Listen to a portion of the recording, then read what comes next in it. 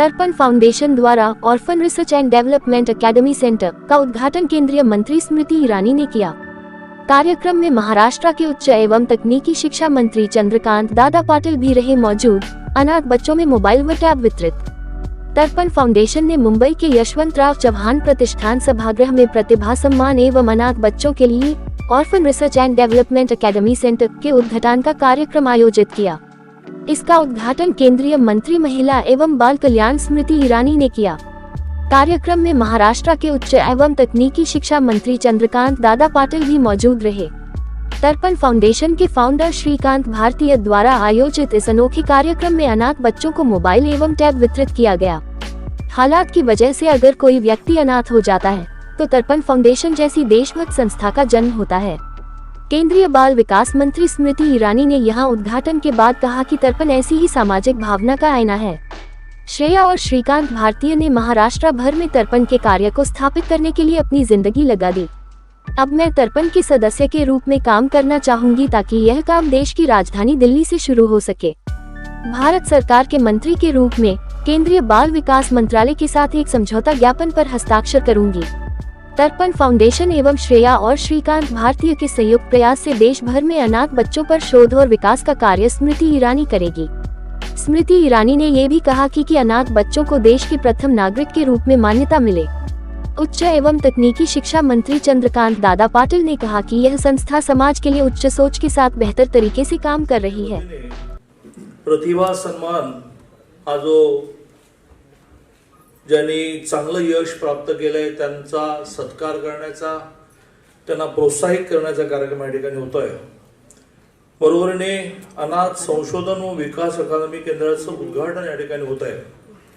त्या कार्यक्रमाला कोणाही सामान्य माणसाला स्मृति जी मैं आपकी स्तुति कर रहा हूं की कोणाही सामान्य माणसाला आश्चर्य वाटेल की नाती काय असतात। तर श्रीकांत भारतीयच्या कार्यक्रमाला जायचं आहे तर जायचं आहे छत्तीसगडमध्ये दंतेवाड्याला।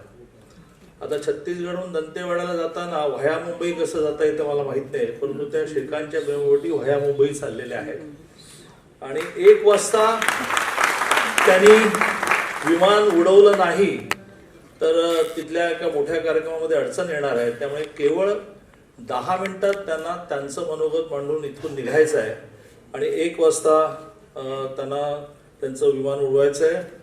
आश्चर्य म्हणजे आमच्यासारखे राज्याचे मंत्री 4-4 गाड्या मागे पुढे घेऊन फिरतात, त्यांच्या पुढे एकही गाडी नसल्यामुळे त्या ट्रॅफिकमध्ये अडकल्या। तर मी त्यांना या निमित्ताने विनंती करणार आहे की आवडो न आवडो एक गाडी पुढे लागते की ज्यामुळे ट्रॅफिक क्लिअर होतं। अशा ऑल द वे आलेल्या स्मृती दिदी व्यासपीठावर उपस्थित ही सगळी कल्पना तुम्ही मांडली।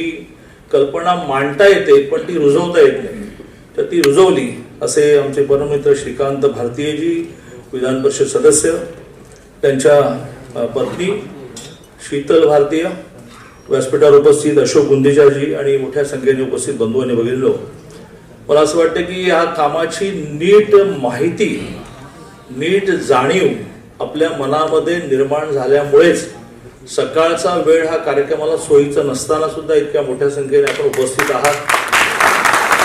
हे एक मोठं पुण्याचं काम आहे की जे कोणी ना कोणी करण्याची आवश्यकता होती, त्याची सुरुवात श्रीकांतने केली, त्याला सरकारने पाठबळ उभं केलं आणि करता करता 1% नोकरी आणि शिक्षणामध्ये आरक्षणापर्यंत हे पोहोचलेलं आहे आणि याची खूप वाढ होईल। श्रीकांत भेटल्यानंतर पहिला मी प्रश्न विचारत असतो की तर्पणचं काय चाललंय, तर्पणला लागणाऱ्या पैशांचं काय चाललंय। तर मला खूप आनंद होतो की माझाही व्यक्तिगत जीवनातला अनुभव असा आहे की या समाजामध्ये चांगल्या कामाला पैशाची अडचणच नाही। लोक वाट पाहत असतात की आम्हाला तुम्हाला द्यायचंय आणि त्यामुळे हे काम अतिशय वाढावं यासाठी शासन पाठीशी राहील, परंतु अशी कामं शासनावर अवलंबून ठेवायचीच नसतात। मग त्याला 4 नियम येतात, मग त्याला एक कमिटी येते, त्याचा एक रिपोर्ट येतो आणि त्यातून हे देता येत नाही नावाचा निष्कर्ष निघतो। त्यामुळे सामाजिक संस्था, सामाजिक माणसं यांच्यातूनच हे सगळं काम होऊ शकेल। मी शुभेच्छा देतो आणि आता ह्याने दीदीना बोलवण्याचा वेळ नाही घालवता, मी दीदीला असं म्हणतो की आप आपका भाषण शुरू करिए। मुझे दीदी कह दिया ये बताना भूल गए कि इस मंच पर आज सबसे आयु में वरिष्ठ, अनुभव में वरिष्ठ दादा है। आज इस मंच पर राजनीति से संबंधित कोई भी संबोधन नहीं होगा। वो इसलिए क्योंकि ये मंच नीति का है, राजनीति का नहीं। ये मंच सेवा का है और ये मंच समाज के उत्कृष्ट सोच का है। मेरा पहला परिचय इसी ही सभागार के इर्द गिर्द आज से 20 साल पहले श्रीकांत भारतीय से हुआ। तब सास बहू करती थी, तो श्रीकांत को दो लोगों ने विशेष रूप से टीका करके कहा कि ये 60 साल की सास है, इसको तो युवा मोर्चा में क्यों काम दे रहा है। फिर एक टीका श्रीकांत पे और हुई, एक्टर है, अकल कम होगी, निष्ठा होगी नहीं, इसको तू क्यों काम दे रहा है। और देवी और सज्जनों, जिसने वो टीका की, आज वो इस सभागार की पहली पंक्ति में यही सामने बैठा हुआ है। बोलू का संजय? त्याचं नाव आहे संजय केनेकर हे आमचे वरिष्ठ नेता है। श्रीकांत ने आज से 20 साल पहले, क्या उम्र है मैं बोलूंगी नहीं, श्रीकांत ने उस वक्त कहा कि संजय, मौका सबको देना चाहिए, फिर देखते हैं मौका पाने के बाद समाज को सशक्त करने के लिए ताई से कितना हो पाएगा, और जितना हो पाएगा अगर उस अध्ययन में हमसे कोई योगदान हो पाए, चाहे वो संस्कृति के विषय में हो, चाहे वो कला के विषय में हो, चाहे वो राजनीति के विषय में हो, अगर ताई अध्ययनशील रहेगी तो हम मदद करेंगे। 20 साल पहले उम्र मेरी तब 27 की थी। एक व्यक्ति का जो मुझसे कभी नहीं मिला, उसका ये विश्वास रखना कि समाज कल्याण के संकल्प के साथ अगर कोई व्यक्ति आगे आता है तो उसे कम से कम एक मौका देना चाहिए। ये संयम रखना कि भले ही हम किसी को जानते ना हो, लेकिन ये विश्वास उत्कृष्ट है अपने आप में कि आप अपनी कंफर्ट जोन से बाहर निकल कर आए और आप कोई योगदान देना चाहते हैं। इस भावना को समझना अपने आप में एक पॉलिटिकली मैच्योर इंसान नहीं, बल्कि एक सोशली रिलायबल इंसान का प्रथम परिचय है जो श्रीकांत ने दिया। तब से लेकर अब तक भारतीय जनता पार्टी में संगठन की दृष्टि से, सरकार की दृष्टि से उत्कृष्ट कार्य करने वालों में से श्रीकांत भारतीय का नाम है। और 20 सालों की अंतराल में मैंने कभी भी श्रीकांत की किसी भी बात का विरोध नहीं किया, क्योंकि we have always met on the battlefield of ideas. और आइडिया जब तर्पण का आया, तब दादा ने तो आज पक्षपात किया है, श्रेया को शीतल बोला है, तो मैंने बोला श्रीकांत को, ये ससुराल वालों में क्यों माहौल बिगाड़ रहे हैं। लेकिन on the battlefield of ideas, Shreya और श्रीकांत का ये सोचना कि क्या हमने सामाजिक जीवन में इसलिए प्रवेश किया था कि सिर्फ राजनीतिक ऊंचाइयों को छुएंगे, या इसीलिए आज से 20 साल पहले, 25 साल पहले हमने ये संकल्प किया कि हमें सामाजिक कार्यों से जुड़ना है, ताकि जब हम ना रहें तब कोई तो ऐसा हो जो कहे कि आज मैं जहां हूं वहां पहुंचने के लिए कोई तो था जिसने मेरा साथ दिया, जिसने मेरा हाथ दिया। आज तक श्रीकांत का विरोध नहीं किया, आज करती हूं। इस मंच पर मैंने अनाथ शब्द सुना। जिस धरती को हम जननी कहते हैं, जब तक उस धरती को जननी कहते हैं तब तक उस पुण्य धरती पर विद्यमान कोई भी व्यक्ति अनाथ नहीं हो सकता। जब तक ये मां है श्रीकांत, तब तक माता पिता होने के बावजूद हम धन्य हैं, और जिनके परिवार में ये चुनौती है वो भी किसी रूप में अनाथ नहीं है। और इसका सबसे बड़ा प्रतीक ये है जो आज दादा पाटिल ने कहा कि जब उन्होंने चिंता की कि श्रीकांत तर्पण को आगे ले जाने के लिए क्या व्यवस्थाओं की कोई चुनौती है, तो श्रीकांत ने पलटकर बोला नहीं। जब उत्कृष्ट काम करना हो, जब समाज कल्याण के संकल्प के साथ किसी की मदद करनी हो, तो भारत का ये स्वभाव है, भारत का ये संस्कार है कि कोई भी अकेला नहीं छोड़ा जाता। सब साथ मिलकर एक व्यक्ति, एक समुदाय की सेवा के लिए अपने आप को उपस्थित करते हैं।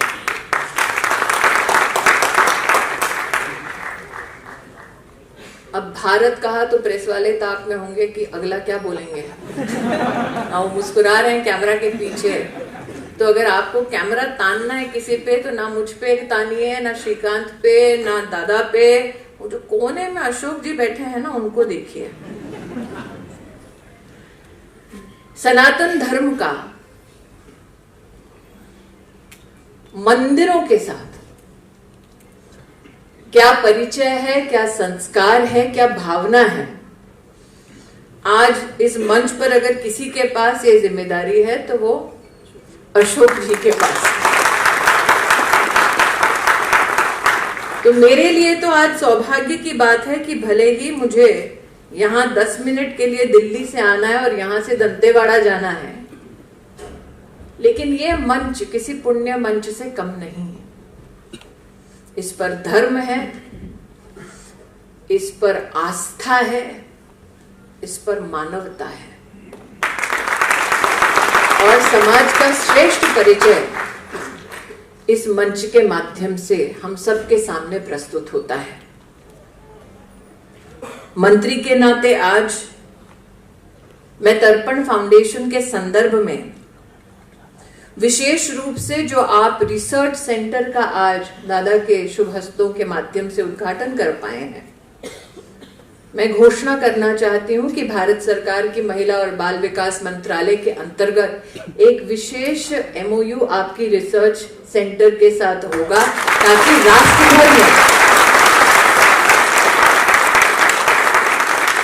अनाथ नहीं, the first citizens of India, इनके संदर्भ में हम लोग रिसर्च कर पाए। अब चूंकि दादा जानते हैं कि हमारे संगठन का परिचय जब होता है तो हम कहते हैं कि संगठन नहीं, पार्टी नहीं, परिवार है। तो परिवार के 2 लोग यहाँ बैठे हैं। एक कहने का नमस्कार करा सगळ्यांना।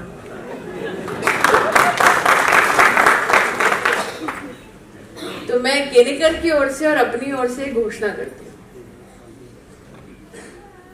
पार्टी के परिचय के अलावा मेरा श्रीकांत से और श्रेया से आग्रह है कि जिस स्फूर्ति के साथ सृजन की भूमिका में आपने तर्पण फाउंडेशन को महाराष्ट्र में प्राण दिए,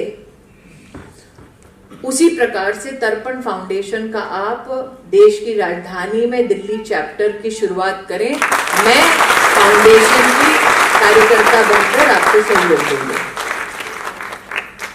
औरंगाबाद चैप्टर की, संभाजीनगर चैप्टर की पूरी जिम्मेदारी कहने का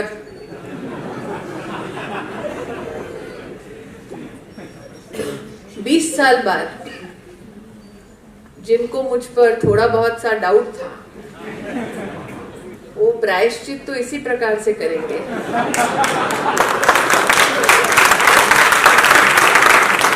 अगली बार विशेषता बड़े शहर में कोई अकेली महिला अगर अपने राष्ट्र के उत्थान के लिए योगदान देना चाहे, तो उस पर विश्वास करने वाला, उसको प्रोत्साहित करने वाला एक युगल जोड़ा उसे निश्चित रूप से मिलेगा।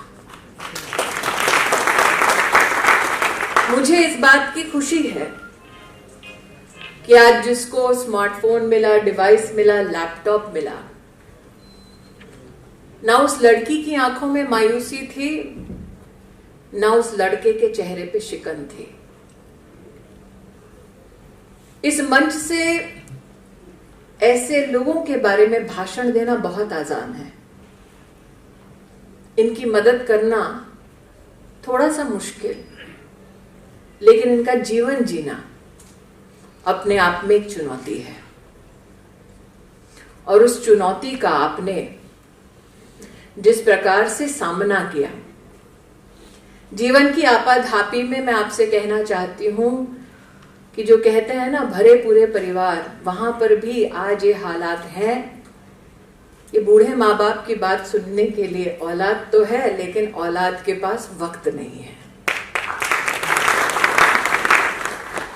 औलाद के पास माँ बाप तो हैं, लेकिन माँ बाप के पास बैठकर चर्चा करने की इच्छा नहीं है। तो श्रीकांत जी और श्रेया जी, आपने ये कार्यक्रम मात्र इनके लिए नहीं किया, बल्कि समाज के हर उस परिवार के लिए किया है जिनके घरों में शाम को घुसते वक्त माँ पिता से बात करने से पहले टीवी का मुंह देखा जाता है, जिनके घरों में टेबल पर बैठना हो या घर के किसी कोने में खाना खाना हो तो उठकर बुजुर्गों को नहीं देखा जाता है, बल्कि नीचे स्मार्टफोन पर नेटफ्लिक्स देखा जाता है। मैं उन परिवारों से कहना चाहती हूँ, जिस दिन संग बैठकर खाने वाला वो पिता या माँ नहीं होगी, शायद उस दिन आपको समझ आए कि तर्पण के पीछे भावना क्या है। जिन नौजवानों ने आज यहाँ पर तर्पण फाउंडेशन के सौजन्य से मदद पाई, उनको उनके आगामी करियर के लिए बहुत बहुत शुभकामनाएं प्रेषित करती हूँ। तर्पण फाउंडेशन जैसे सृजनात्मक कार्य हम सब जो भारतीय जनता पार्टी से जुड़े हैं, वो अपने जीवन में किसी न किसी स्वभाव में, स्वरूप में समाज को सशक्त करने के लिए, समाज के प्रति योगदान देने के लिए यह संस्कार हम सभी कार्यकर्ताओं में रहे। आज इस मंच से, प्रभु से आप सबके लिए यही आशीर्वाद मांगती हूँ, यही प्रार्थना करती हूँ। पुनः आपको बहुत बहुत बधाई। श्रेया ताई, श्रीकांत भाई, शीतल नस्तु, राइट। तो फिर सास बहू का झगड़ा जैसे आप देख रहे हैं, मेरा और दादा का चलता रहेगा। आप इस कार्यक्रम में पधारे। दादा ने सत्य कहा कि कोई एस्कॉर्ट नहीं होता, मैं अकेली गाड़ी में घूमती हूँ, लेकिन ये भी मुसीबत जो संस्कार की है वो श्रीकांत ने दी है कि चाहे कहीं भी जाओ, ये ना भूलो कि आज गाड़ी आगे पीछे होगी, लेकिन कल सत्ता का स्वरूप ऐसा है, गाड़ी हो ना हो, दोस्त हमेशा साथ रहने चाहिए, परिवार। सबसे पहले तो सबको नमस्कार। मेरा नाम सारिका मल्होत्रा, मैं सीईओ हूँ तर्पण फाउंडेशन की। 18 साल के बाद बच्चों को अनाथ आश्रम छोड़ना पड़ता है। उनके पास ना आधार कार्ड ना पैन कार्ड, रहने की जगह नहीं, खाने के लिए कुछ नहीं। तो इस सोच से बना था तर्पण फाउंडेशन। हम उनकी पढ़ाई लिखाई, रहना खाना, हर चीज़ का इंतज़ाम करते हैं। कड़ी मेहनत से आज ये बच्चे कुछ पीएसआई ऑफिसर बने हैं, कुछ एमबीबीएस कर रहे हैं, कुछ इंजीनियर्स बने हैं, अलग अलग अपने पैर पे आप खड़े हो चुके हैं। दया की ज़िंदगी इनके लिए कभी थी नहीं, हम इनके पीछे सारे खड़े हैं। हम मतलब तर्पण फाउंडेशन, इस फाउंडेशन में 60 डायरेक्टर्स हैं, हम सब मिलके ये करते हैं काम। मैम, किस तरीके का सपोर्ट आप लोगों का रहता है इन सभी बच्चों के साथ में? सच बताए तो जैसे अपने बच्चों के साथ अपनी माँ पिता का जो सपोर्ट होता है, वही सपोर्ट हम इन बच्चों को देते हैं। इमोशनल देते हैं, फिज़िकली कभी ये डिप्रेस्ड हो जाते हैं, इनसे बातचीत करते हैं, मेंटली देते हैं, फाइनेंशियली देते हैं। कभी कोई फेस्टिवल हो, जैसे हम हमारे बच्चों के साथ करते हैं, हम इन बच्चों के साथ करते हैं। तो जैसे एक माँ बच्चे, पिता बच्चे का रिश्ता होता है, वही तर्पण और इन बच्चों का होता है। लोगों को क्या मैसेज देना चाहेंगे? आज देश में जिस तरीके से माँ बाप होने के बावजूद भी लोग उन पर ध्यान नहीं देते, ऐसे में इस तरीके की चीज़ें लोगों को किस तरीके का मैसेज देता है? मैं सबसे यही विनती करती हूँ कि आपके भाग में अगर आपको किसी तरह के अनाथ बच्चे दिखते हैं जो पढ़ नहीं पाते हैं, जिन्हें भूख लगी हो या कुछ, आप कैसे ना कैसे कुछ ना कुछ करके प्लीज़ इनके पीछे खड़े रहिए। खून का रिश्ता ज़रूरी नहीं होता है, हमें बस प्यार देना ज़रूरी है। और जैसे स्मृति ईरानी जी ने कहा कि इस भूमि पे कोई बच्चा अनाथ नहीं है, तो हमें वो बात सत्य करके दिखानी है। हर बच्चे को यशोदानंद की ऐसे परिवार मिलने चाहिए, यही मेरी दुआ है। मैम कई सारी शाखाओं की भी उन्होंने बात की है कि और भी जगहों पर इस तरीके की चीज़ें होनी चाहिए, तो कैसा लग रहा है, किस तरीके की तैयारी करेंगे अब आप लोग? इसी सोच से, जैसे स्मृति जी ने कहा कि काफ़ी सारी जगहों पे ये सब होना चाहिए, हमने रिसर्च एंड डेवलपमेंट फाउंडेशन शुरू किया है। अनाथ बच्चों के ऊपर कहीं भी रिसर्च होता नहीं है। तर्पण फाउंडेशन इसकी वजह से, ये सोच से इन्होंने ये शुरू किया है। इसमें हर स्टेट के बच्चे का रिसर्च होगा, कहाँ कहाँ इस तरह के बच्चे हैं, आश्रम से कब निकलते हैं, इनके साथ होता क्या है, ये क्या करते हैं, हमें इनको डेवलप स्थिति में लेके जाना है। तो इसी सोच से रिसर्च एंड डेवलपमेंट तर्पण का शुरू हुआ। सर आप क्या कहना चाहेंगे? जैसे सारिका ने बताया, मेरा नाम, नमस्ते, मैं गगन मल्होत्रा। 18 साल कोई उम्र नहीं है जहाँ पे इन्हें अनाथ आश्रम से बाहर निकाल दिया जाता है। तो तर्पण फाउंडेशन ने 2021 में महाराष्ट्र सरकार के साथ एक MOU साइन किया, जिसके तहत बच्चे जैसे 18 साल के होंगे उनका डेटा गवर्नमेंट हमें प्रोवाइड करेगा। पिछले 3 साल में अभी 1161 बच्चों का हम उनका पुनर्वास कर सके हैं, जिसमें हम उनका रहने का, उनके खाने की, उनकी डेली नीड्स और सबसे इम्पोर्टेंट उनको एजुकेशन, जिससे वो अपने पाँव पे खड़े हो सके, उनके ऊपर हमने ध्यान दिया है। इसी का कुछ रिजल्ट आज यही था कि कुछ बच्चों ने MPSC क्रैक करके PSI बन चुके हैं। उसी के साथ साथ नर्सिंग के अलग अलग कोर्सेज किए, पुलिस कांस्टेबल बने हैं और अभी कुछ MPSC के लिए अपेयर कर रहे हैं, MPSC UPSC के लिए। तो हम बेसिकली इससे हमारे ये जो बच्चे हैं इनको एक पुनर्वास होते हुए, इनका नया जीवन दान करते हुए, कि मतलब 18 साल के तक उन तक जो अनाथ आश्रम में चीज़ें हुई हैं उसको आगे कैसे अच्छे से शेपअप करके, उनके माता पिता बन के, उनके भाई बहन बन के, उनके लिए कैसे हम एक रिफॉर्मेशन लेके आ सके। तो हम पूरा सिस्टमेटिक डेटाबेस ओरिएंटेड ये महाराष्ट्र सरकार में पिछले 3 साल से काम कर रहे हैं। अभी आज के इस अवसर पे जब हम यहाँ पर तर्पण orphan research academy development centre की बात, टॉरेक की जो हम बात कर रहे हैं आज, जिसका इनॉग्रेशन स्मृति ईरानी जी के हाथों से हुआ है, तो इसके तहत हम पूरी इसकी डिटेलिंग में जाने वाले हैं कि मतलब पूरे हर राज्य भर में अलग अलग क्या क्या इनके लिए योजनाएं रखी गई है, जिससे इनके बेटरमेंट की हम बात कर सके। कैसा है, महाराष्ट्र सरकार एक पहली स्टेट है जहाँ पर हम ये काम कर सके हैं।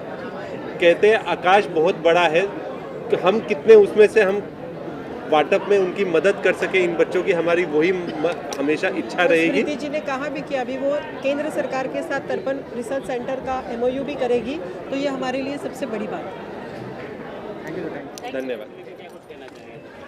तर्पण फाउंडेशन ये 18 साल के ऊपर जब बच्चा बालगृह से बाहर निकलता है उसको आत्मनिर्भर बनाने के लिए काम करने वाली एक NGO ऑर्गेनाइजेशन है। हम गत 5 साल से इस क्षेत्र में काम कर रहे हैं। 5 साल के सफ़र में हमने 1166 बच्चों को अडॉप्ट किया है।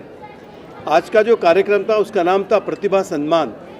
हमारे कुछ बच्चे जिन्होंने कुछ मुकाम पाया है, हम सभी को मालूम है कि देवेंद्र जी जब फडणवीस जी हमारे माननीय मुख्यमंत्री थे, उस वक्त उन्होंने बालगृह से निकले हुए ऑर्फन बच्चों के लिए 1% रिजर्वेशन का डिसीजन किया था, और उस निर्णय की वजह से तर्पण फाउंडेशन को इस क्षेत्र में काम करने के लिए एक अच्छी पहल मिली, और उसके तहत आज हमारे 5 बच्चे PSI बन चुके हैं, हमारे 2 बच्चे सेल टैक्स इंस्पेक्टर बन चुके हैं, हमारा 1 बच्चा RFO बन चुका है, हमारे कई बच्चियाँ जिन्होंने नर्सिंग में काम कर रहे हैं, हमारी एक बेटी अभी लंदन में पढ़ रही है, हमारा एक बेटा अभी MBBS पढ़ रहा है। ऐसे सारे बच्चों को हम फेलिसिटेट किए आज, जिसका नाम था प्रतिभा सम्मान। और 5 साल के सफ़र में हमें समझ में आया कि समाज का ये जो सब्जेक्ट है ऑर्फन आफ्टर 18, जिसको आफ्टर केयर कहते हैं, इस विषय को लेकर कोई रिसर्च नहीं है, कोई PhD नहीं है, और इसलिए तर्पण फाउंडेशन ने आज तर्पण orphan research and development academy centre का इनॉग्रेशन किया है, और जिसके तहत ये देश का पहला सेंटर होगा कि जिसके अंदर ऑर्फन इस विषय को लेकर, एडॉप्शन हो, फोस्टर केयरिंग हो, ऑर्फन आफ्टर 18 हो, इस विषय को लेकर हम अभी सारे लोगों को मिलकर रिसर्च करने जा रहे हैं। माझं नाव आकाश सुरे, माझी निवड मुंबई पोलीसमध्ये झालेली। मी गेल्या 3 वर्षापासून तर्पण या फाउंडेशन कनेक्ट आहे। आणि माझ्यासारखे असे खूप मुलं आहेत की जे म्हणजे आर्थिकदृष्ट्या मागास, प्रत्येकाची वेगवेगळ्या अडचणीत. या फाउंडेशनमुळे आम्हाला जी आर्थिक मदत पण झाली आणि मी पोलीस भरतीत तयारी करत असताना मला डायटिंगसाठी असेल किंवा कोणत्या क्लाससाठी पण मदत झाली. आणि आज मला जे सत्कार झाला म्हणजे इथं एवढं आनंद झाला की म्हणजे शब्दाच्या पुढे सांगू शकत नाही. बाबाबद्दल बोलावं तर कमीच आहे. म्हणजे आतापर्यंत बाबा म्हणजे मी आज नवीन नवीन आल्या सर म्हणत होतो, सर बोलत होतो, नंतर बाबा बोलले आपला एक परिवार आहे की आपला परिवार आहे की इथं आपण प्रत्येकाला ताई दादा बोलूनच बोलायचं. आणि खरंच की आपला इथं आले की असं वाटतं की आपलं कोणतरी जिव्हाळ्याचं सगळं परिवारच आहे आपला. तर आज मी इथं आलो तर मला खूप आनंद वाटला आणि हा मला जेव्हा आज माझा सन्मान झाला त्याबद्दल मी म्हणजे ही क्षण मी आयुष्यभर विसरू शकत नाही की एका म्हणजे आफ्टर केअर होममधून म्हणजे आता म्हणजे 15-16 वर्षाचा जो प्रवास होता माझ्या हॉस्टेलमधला, ते प्रवास करत करत करत इथवर येणं खूप अडचणी आल्या. इथवर येणं का सोपं नव्हतं. कधी कॉलेजचं कधी कोणते प्रत्येक ठिकाणी कसं असतं. आता मी लहानपणापासून संस्थेमध्ये राहिलेलो आहे. प्रत्येक मुलाच्या अडचणी माहीत आहेत. कोणी असे मुलं आहेत की काही संस्थेमध्ये मतिमंद आहेत की त्यांना काही समजत नाही. आता आम्हाला काय आमचं शिक्षण झालं आहे ते काही 5वीपर्यंत शिक्षण झालं आहे त्याचं पुनर्वसन करणं अवघड आहे. आम्ही एवढंच सांगेल की आमच्या सर्व म्हणजे आमच्या मुलांना की कोणती गोष्ट तुम्ही प्रामाणिक करा, त्याच्यामध्ये तुम्ही 100% योगदान द्या तुमचं. आणि कोणती गोष्टीला आपण आपलं 100% योगदान दिलं ना, वरचा देव पण बोलतो की नाही इसमें कुछ तो बात है, कुछ तो अलग करेगा. इसलिए त्याच्यानं म्हणतो मी आपलं कोणते काम करा, प्रामाणिक करा. आणि मला तुम्ही सर्वांनी बोलण्याची संधी दिली त्यामुळे मी तुमच्या सर्वांचे आभारी आहे. तुम्ही काय म्हणता? म्हणजे या तर्पण फाउंडेशनबद्दल मी जेवढं सांगेल तेवढं कमीच आहे. कारण मला पहिल्यांदा लॉकडाऊनमध्ये तर्पण फाउंडेशनने कॉल केला तर म्हणलं तुम्हाला काय आर्थिक सहायता किंवा काय राशन बिसन, तेव्हा आम्ही रूम करून राहत होतं. कारण 18 वर्षानंतर मी रूम करून राहायला लागलो, स्वतः कमवावं लागलं, शिकायला लागलो. मग त्यानंतर शिक्षण करता करता इथपर्यंत तर्पण फाउंडेशनमध्ये आलो. कारण मला तर्पण फाउंडेशनने आर्थिक मदत केलं, राशनपासून ते त्यानंतर शिक्षणासाठी मी डाएट म्हणजे स्वतः कॉन्स्टेबल आता पोलीसवरती ते त्यांच्यामुळंच झालेलं आहे. कारण का मला डाएटसाठी किंवा मैदानासाठी इतर शिक्षणासाठी जे पुस्तकसाठी जे आपल्याला लागतं शिक्षणासाठी ती पण त्यांनी खर्च केलेला आहे. कारण मी जीवनामध्ये लय स्ट्रगल केलेलं, म्हणजे जेव्हा लहानपणापासून आठवत नाही तेव्हापासून मी हॉस्टेलला आहे. कारण मला कुणी पालक नाही काय नाही, मी पूर्णपणे अनाथ आहे. मला कुणा नातेवाईक माहीत नाही, आत्तापर्यंत आलं नाही कुणी भेटायला. त्यामुळं जे परिवार आहे ते माझं तर्पणच आहे. त्यांच्यासाठी मी जे एवढं बोलते तेवढं कमीच आहे. एक्चुअली सबको सबसे पहले नमस्कार. मेरा नाम पूजा नेमाड़े है. मैं प्रॉपर अकोला से हूँ. वहाँ पे आनंद आश्रम करके एक आश्रम है. मैं बचपन से वहीं पे पली हूँ और मेरा पूरा बचपन वहाँ गया है. अभी फ़िलहाल मेरा MSc कंप्लीट हो चुका है कम्युनिकेशन एक्सटेंशन में. अभी मेरा फिर से MSc चालू है न्यूट्रिशन एंड डायटेटिक्स में. उसके बाद मेरा एजुकेशन का पूरा खर्चा तर्पण फाउंडेशन कर रहा है. एक्चुअली मैं उनका बहुत तहे दिल से उनको शुक्रिया अदा करना चाहती हूँ कि उनकी वजह से आज मैं अपने लाइफ में बहुत आगे बढ़ रही हूँ. इसलिए थैंक यू सो मच तर्पण फाउंडेशन. आप क्या बोलना चाहिए? नमस्कार, मैं अजय सूर्यवंशी. मैं अनाथ आश्रम से बाहर आया हूँ. फिल्म प्रोड्यूसर हूँ मैं और तर्पण से जुड़ा हूँ मैं. और श्रीकांत भारती जो बाबा हैं हमारे, उन्होंने हम बच्चों के लिए 1% आरक्षण और बहुत से काम वो करते हैं और उनके साथ ही मैं जुड़ा हूँ और उनके साथ ही आगे फ्यूचर में काम करता रहूँगा.